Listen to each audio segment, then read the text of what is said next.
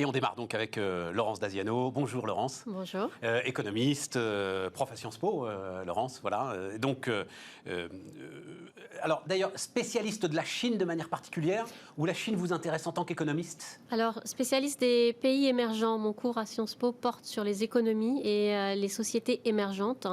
Et parmi les pays émergents, on compte encore, mais peut-être plus pour très longtemps, la Chine, vu son développement. Ouais, enfin... je cherche, c'est Maurice Lévy qui a inventé tellement de formules, mais je crois que c'est il y a 10 ans qu'il avait dit arrêtez, c'est pas un pays émergent, c'est un pays submergent. Il va nous submerger. Ils ont fini d'émerger, ils sont en train de nous submerger. J'avais trouvé ça brillant, comme à chaque fois, Maurice Lévy, évidemment. Mais... Si on se met dans le temps long, la Chine a quand même été une grande puissance jusqu'au milieu du 19e siècle. Alors on le savait moins parce que c'était loin, qu'on avait moins de moyens d'information. Mais la Chine a connu une éclipse de sa puissance au milieu du 19e siècle avec la guerre de l'opium, et ça a duré à peu près 100 ans jusqu'au milieu du 20e siècle, avec la renaissance, si on peut l'appeler comme ça, avec la création de la République populaire de Chine en 1949. Donc, et là, ça a été vraiment 100 années difficiles pour la Chine. Elle a été occupée d'abord par les pays occidentaux, ensuite par le Japon, mais à partir de 1949, on voit vraiment qu'il y a l'émergence d'une Chine qui se veut plus puissance, d'abord une puissance communiste, et puis surtout, à partir de l'arrivée de Deng Xiaoping au pouvoir, là je vais parler en tant qu'économiste, 1979, donc à partir du début des années 80, on va avoir la montée en charge petit à petit de l'économie chinoise, avec le grand moment de rupture qui va être 2001, l'entrée dans l'OMC, et à partir de 2001, la Chine qui vraiment, et on le voit sur toutes les courbes, va connaître une croissance extraordinaire, c'est-à-dire vraiment une croissance qui monte, parce qu'elle va avoir accès au marché mondial et qu'on est dans la pleine période où on a encore un peu d'angélisme, et on se dit que si on aide la Chine à acquérir l'économie de marché et être bien dans l'économie de marché, on va aussi pouvoir arriver à rendre la Chine moins autoritaire, voire à dépasser le communisme, comme on l'a vu avec l'effondrement de l'URSS. Formidable rappel, parce que est-ce qu'on arrive à un nouveau point de rupture? Double jeu, l'atelier du monde, c'était ça finalement, les années 80, c'est fini. Et donc, vous me parlez, il va falloir que vous m'expliquiez ce que c'est que... comment est-ce que vous dites ça? Circulation duale, c'est ça? Circulation duale, oui. Circulation duale. Et puis, rendre la Chine moins autoritaire, ça aussi. Double virage? Alors, un double virage, en fait, un virage qui a pris son temps, qu'on n'a pas vu tout de suite ou qu'on n'a pas voulu voir tout de suite. Concernant l'économie, ce qu'on appelle la circulation duale, en fait, c'est un nouveau mot pour une idée qui est un peu ancienne. Comme vous l'avez dit, la Chine, c'était l'atelier ou l'usine du monde, c'est-à-dire qu'ils ont beaucoup exporté, ils ont créé vraiment leur croissance sur des exportations de masse. Au début, d'ailleurs, pas toujours de bonne qualité. On raillait souvent le Made in China en disant qu'il y avait toujours quelque chose qui n'allait pas, la tasse était cassée ou la théière fuyait. Enfin bon, ils ont vraiment dépassé ça. Aussi parce que le coût de la main-d'œuvre a augmenté, donc tout ce qui était peu cher, ça a été délocalisé dans les pays voisins, notamment le Vietnam, qui en a beaucoup profité. Donc l'usine du monde, qui vivait par ses exportations, toute sa croissance a été montée par ses exportations, vise à recentrer sa croissance sur la consommation intérieure, c'est-à-dire une montée en gamme de sa production et également une économie qui est plus sur les services, qui repose plus sur les services. Et du coup, c'est ça la circulation duale, c'est qu'en fait, vous avez le flux extérieur qui était les exportations, et puis maintenant, vous avez le flux intérieur, c'est-à-dire que la croissance ne doit plus simplement être basée sur les exportations, mais vraiment sur la consommation intérieure. Mais vous écrivez que ça va même plus loin, c'est-à-dire, alors c'est un cheminement qu'on voit effectivement depuis 10 ans finalement, cette consommation intérieure qui à un moment prendra le relais des exportations. C'était très très compliqué, on ne le voyait pas dans les chiffres, enfin Laurence, on ne le voyait pas vraiment dans les chiffres, on sentait qu'il y avait la stratégie, mais on ne le voyait pas dans les chiffres. Mais là, ce que vous dites, vous, c'est qu'en fait, ils sont en train de se refermer, finalement. Alors, la Chine se referme de trois manières. Alors, économiquement, on le voit sous deux aspects. Le premier aspect, c'est la guerre commerciale avec les États-Unis. Les Chinois se sont aperçus que pour mener à bien leur croissance, notamment leur montée en gamme, la technologie, ils n'avaient pas encore cette technologie. Ils avaient fait un plan il y a quelques années qui s'appelait China 2025, Tout à fait. qui visait à monter en gamme technologiquement dans une dizaine de grands domaines. Ils avaient été raillés en Occident, voire critiqués, parce que l'Occident, l'Union européenne, les États-Unis avaient vu ça d'un mauvais œil. En fait, ils en ont beaucoup moins parlé, mais ils l'ont quand même fait. Et ils se rendent compte, dans la guerre avec les États-Unis, et notamment tout ce qui concerne les microprocesseurs qui ne sont pas encore à la hauteur technologique. Et donc, ils ont investi mais des milliards et des milliards. Enfin, la recherche et le développement en Chine est un budget que l'on ne connaît pas même aux États-Unis, parce qu'ils mettent vraiment tous leurs moyens humains. Et comme ils ont beaucoup d'étudiants qui sont partis étudier à l'étranger, notamment aux États-Unis, ils ont une matière grise qui est vraiment exceptionnelle. Donc, ils mettent les moyens humains et les moyens financiers pour la recherche et pour la technologie. Donc, on a cette fermeture qui est due en partie au fait que les États-Unis les poussent dans leur retranchement en leur disant que on va plus les approvisionner, donc il faut qu'ils créent eux-mêmes leur technologie. Donc ils vont se refermer sur eux-mêmes. Et la fermeture économique aussi, on la voit, et là c'est plus une question intérieure, c'est la puissance que prennent certains patrons. Et donc là on l'a vu avec Jack Ma qui a connu sa disgrâce. Disparu. C'est le fait que, mais ça encore c'est ancien, Oui. C'est-à-dire que si vous retournez au XVIe siècle, l'empereur qui a refusé à Zhong He, qui était son grand navigateur et qui est allé jusqu'aux côtes d'Afrique et qui a commencé à penser que le pouvoir des marchands était un petit peu trop fort par rapport au pouvoir politique, lui a ordonné de brûler tous ses vaisseaux pour ne plus y aller.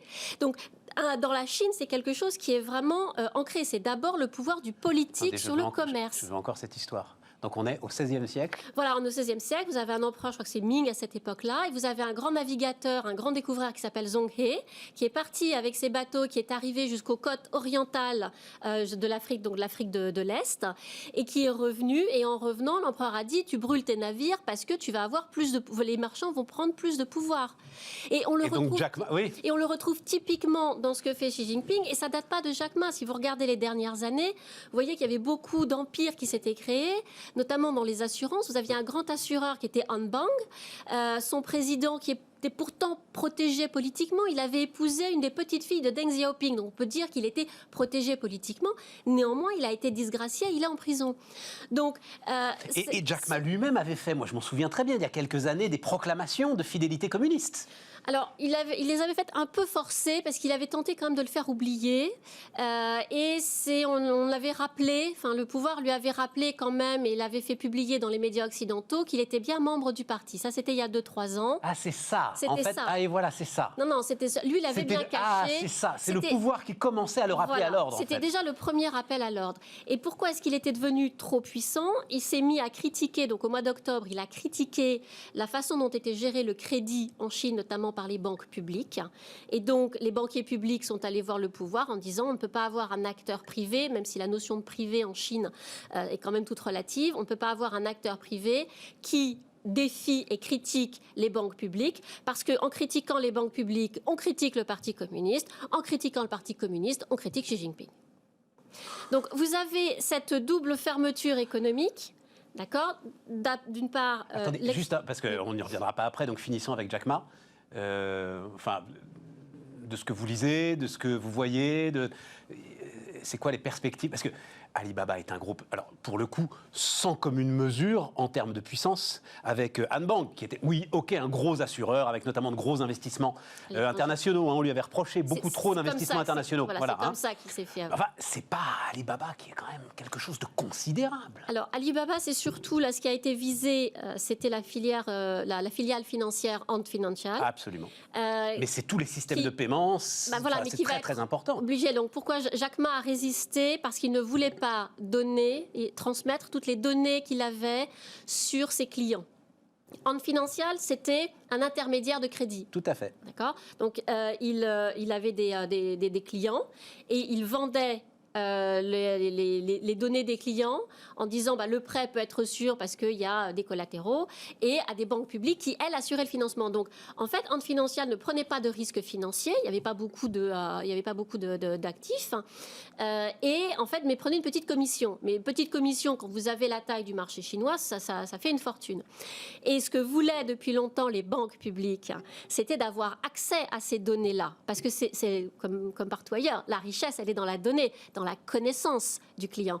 Donc, Ant Financial et Alibaba en général, à travers ces différentes plateformes et ces différentes filiales, a une connaissance du consommateur chinois que n'ont pas les entreprises publiques qui veulent l'avoir. Que n'a même pas le Parti communiste ? Parce que c'est un avantage concurrentiel et que n'a pas non plus complètement le pouvoir. Et on le sait que la Chine est quand même un pays qui veut dominer et vraiment maîtriser sa population.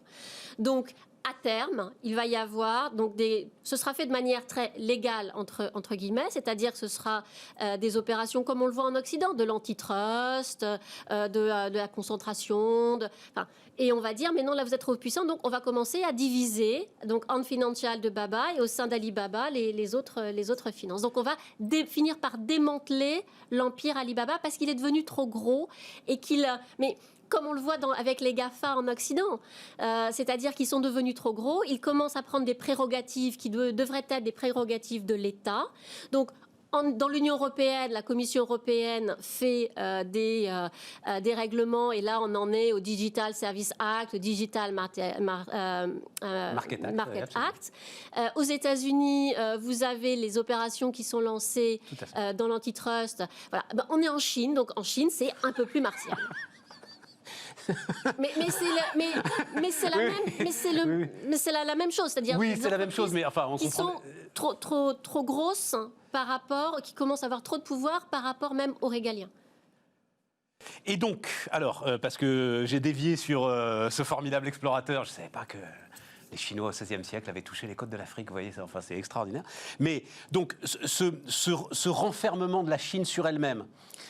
Économique, politique. Mais attendez, parce que c'est assez contradictoire justement avec ce qu'on racontait sur les routes de la soie, avec la grande peur notamment en Allemagne au moment des rachats. On se souvient de cette voilà exactement de cette formidable entreprise de robotique industrielle, etc. Où c'était mon Dieu, ils vont aller partout là. Donc ça veut dire que ce mouvement-là, c'est un reflux ? Oui et non. C'est-à-dire que sur les routes de la soie, ils sont toujours présents, ils ont toujours une diplomatie. Les routes de la soie, c'est une manière de faire de la diplomatie autrement. C'est de la diplomatie commerciale et de s'implanter. Et donc on fait des crédits très très larges sur les infrastructures. Alors ils en ont fait beaucoup, ils en font beaucoup moins. Ils en font beaucoup moins d'abord parce qu'eux-mêmes n'ont plus les liquidités parce qu'il y a des besoins en interne en Chine, aussi parce qu'ils ont été très critiqués. Ouais, c'est ça. Donc ils ont les routes de la soie sont un projet qui est vieux quand même, qui date de 2013, donc qui a été lancé en 2013, qui a connu son apogée 2017-2018, qui commence à refluer.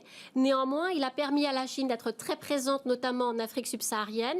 Et aujourd'hui, vous avez une diplomatie chinoise qui ne passe plus par les routes de la soie, mais depuis un an, qui passe, c'est une diplomatie sanitaire. C'est-à-dire qu'ils ont fait de l'Éthiopie, qui était déjà un hub commercial, puisqu'il y a beaucoup d'entreprises chinoises qui ont délocalisé en Éthiopie. La croissance de l'Éthiopie, qui a été extraordinaire ces dernières années, doit beaucoup au fait qu'il y ait des délocalisations des groupes chinois qui se sont implantés. Et en fait, l'aéroport d'Addis Abeba a servi de plateforme pour la Chine. Jamais les relations aériennes n'ont été coupées en 2020, même au plus fort de la pandémie, entre Addis Abeba et la Chine, parce que c'était la plateforme qui a permis de transmettre à tout le continent africain, subsaharien, à la fois les vaccins, les tests, les respirateurs. Laurence, est-ce qu'il y a un reflux de cette stratégie ? Ah non, aujourd'hui, non. Cette stratégie-là, non. Cette stratégie reste, voilà. On a une diplomatie. En revanche, d'expansion vers l'Occident, de rachat d'entreprises, etc. Là, oui, peut-être. Non, toujours. Non plus. Non, et puis ils vont mieux ils vont mieux utiliser leur liquidité. Or aujourd'hui, on est dans une économie. 2020 a été absolument catastrophique pour toutes les économies occidentales. La Chine fait une croissance de 1,8%. C'est à peu près un des seuls pays, avec le Vietnam, qui a une croissance positive en 2020. Et là, ils vont faire 8,9. En 2021, alors ils vont faire 8,9 par rapport enfin ils vont faire 8 à peu près par rapport à 2020. Donc 2020, il y avait un décrochage quand même parce que un 8, bon, ils vont faire plus 8. Faire 8, 9, quoi. Là où nous, enfin occidentaux, que ce soit les États-Unis, l'Union européenne, on va avoir des plus 6, plus 7, mais enfin on a quand même décroché de moins 9, moins 10 en 2020. Donc on va quand même être en négatif. Donc c'est vrai qu'ils vont avoir un avantage et ils vont avoir... ils auront assez d'argent pour pouvoir investir dans des économies. Donc, on voit, enfin, en Occident, on est encore en train de gérer notre crise sanitaire, alors que eux en sont sortis, les Chinois en sont sortis. Et donc, on va avoir là, parce qu'on est encore sous perfusion, mais dès que les perfusions vont s'arrêter, il va y avoir quantité de dépôts de bilan. Et là, les Chinois auront les liquidités pour acheter ce qui les intéresse. D'accord. Il y aura toujours cette expansion. La fermeture que vous avez décrite ne s'oppose pas à continuer d'aller racheter ce qui est intéressant à racheter. Ça sert leurs intérêts. Alors, il nous reste peu de temps sur la question fondamentale, en fait, Laurence. C'est la dernière méga dictature du monde. Est-ce qu'à un moment, il ne va pas y avoir un printemps chinois ? Il n'y a aucun indicateur nulle part qui puisse y avoir. On a décrit, on ne va pas le refaire ici, ces systèmes de surveillance, par vidéosurveillance, etc. On a tous vu ces images ahurissantes, incroyables. Ce scoring des citoyens, etc. Il n'y a aucune indication nulle part qu'il puisse y avoir, à un moment, un mouvement démocratique, un mouvement de rébellion. On a vu Hong Kong, il y a ces polémiques autour des Ouïghours. Alors, Hong Kong, c'est terminé. Le Hong Kong, c'est... Enfin, il n'y a plus de... Fondamentalement, sur la Chine, rien aujourd'hui ne menace le régime. Aujourd'hui, la menace du régime, elle serait à la limite à l'intérieur du parti. La seule menace que je vois aujourd'hui pour Xi Jinping, elle est à l'intérieur du parti. Le Parti communiste chinois nous donne toujours une image très lisse. C'est une voix, une opinion. Mais avant d'avoir cette voix et cette opinion qui sort, il y a quand même beaucoup de débats dans l'arrière-boutique, j'ai envie de dire, que nous, on ne voit pas, mais ça discute beaucoup. Et plus on voit le pouvoir de Xi Jinping se raidir à l'extérieur, plus on peut penser qu'à l'intérieur, il y a quand même des contestations et des difficultés.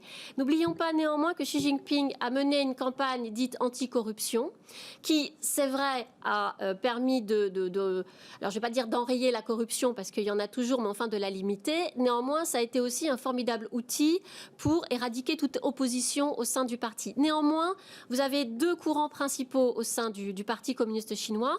Vous avez ce qu'on appelle les fils de princes, c'est-à-dire les fils de dignitaires, et puis vous avez tout le mouvement issu des jeunesses communistes.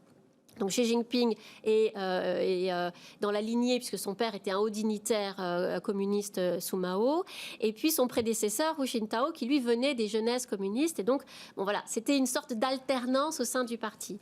Donc aujourd'hui, s'il devait y avoir une remise en cause du pouvoir de Xi Jinping, elle serait d'abord à l'intérieur du parti. D'accord. Mais à l'extérieur... Ce qui ne changerait pas grand-chose en fait. Non, ça peut avoir quelques inflexions, parce qu'on a vu, vous pouviez avoir des leaders communistes. Deng Xiaoping, lui, disait, bon, peu importe que le chat soit... tant qu'il attrape les souris. Voilà, soit blanc, noir ou gris, du moment qu'il attrape la souris. Et c'est ça qui a permis la croissance économique de la Chine. Aujourd'hui, la question qu'on pourrait se poser, c'est est-ce que ce durcissement idéologique, ce durcissement politique va permettre de continuer à avoir les conditions pour que la Chine ait cette croissance. Mais je pense que c'est la seule question qu'on peut se poser. Mais est-ce que le Chinois moyen, parce qu'il y a encore quand même 600 millions de Chinois qui vivent avec l'équivalent de 130 € par mois. Donc, est-ce qu'eux, ils ont vraiment envie de faire la révolution? Est-ce qu'ils ont juste envie de manger? Vous avez une classe moyenne qui est certes de 400 millions de Chinois, mais eux, qu'est-ce qu'ils veulent? Et notamment les jeunes, ils veulent consommer. Donc, est-ce que nos aspirations d'occidentaux sont les aspirations des Chinois? Merci Laurence. Merci infiniment. Laurence Daziano donc, était notre première invitée sur Bismart.